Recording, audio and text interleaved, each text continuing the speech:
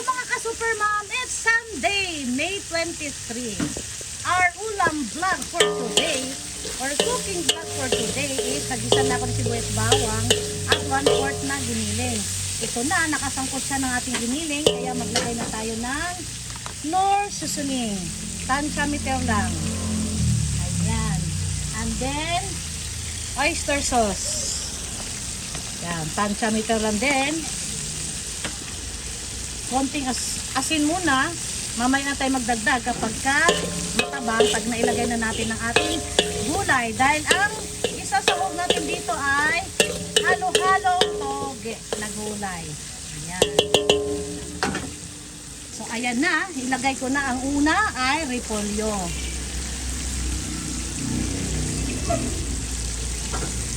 Ayan. Haluin natin sa repolyo.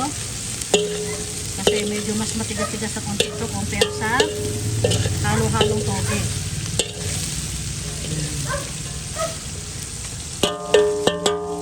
Ito naman si mixed toge.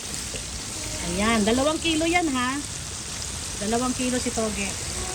Now, haluin mo lahat ng si toge para combine ang ating panimpla.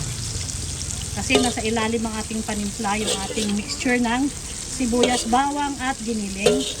Kaya hahaluin natin ng dahan-dahan. Yan. Para mag-combine ang lasa.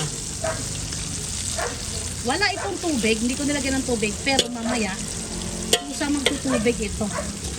Ganon ang toge. Yan.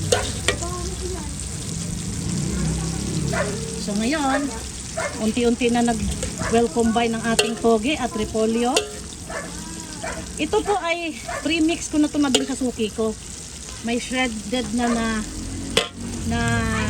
kalabasa at saka shredded na carrots. Yan. So lulutuin mo na lang. Pero of course, bago ko siya niluto, hinugasan ko kanina pa. Para napatiktik ko ng husto ang tubig. Para hindi siya masyadong magtubig kasi ang toge mismo ay natubig. Kaya pinatiktik ko kanina ng gusto. So tatakpan muna natin mga super mom.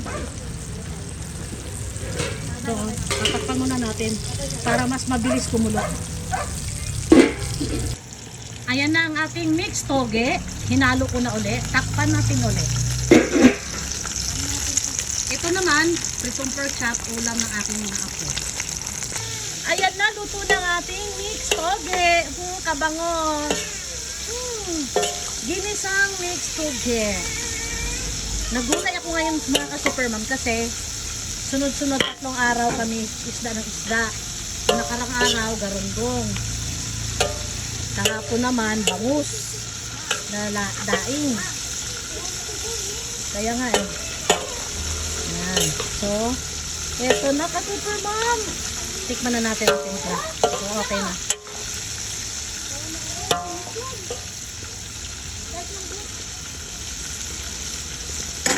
Okay na.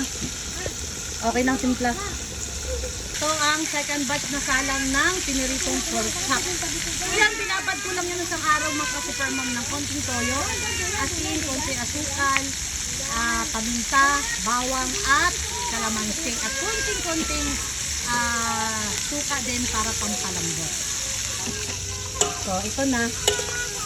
Patayin ko ng apoy nito kasi ma-overcook na. Luto na ang ating ginisang toge. Kainan na. Ito naman mga ka-super mom ay tanghalian namin at saka hapunan para tipid sa gas at tipid din sa pagod. Isang lutuan na lang, tanghalian at hapunan na. Let's eat!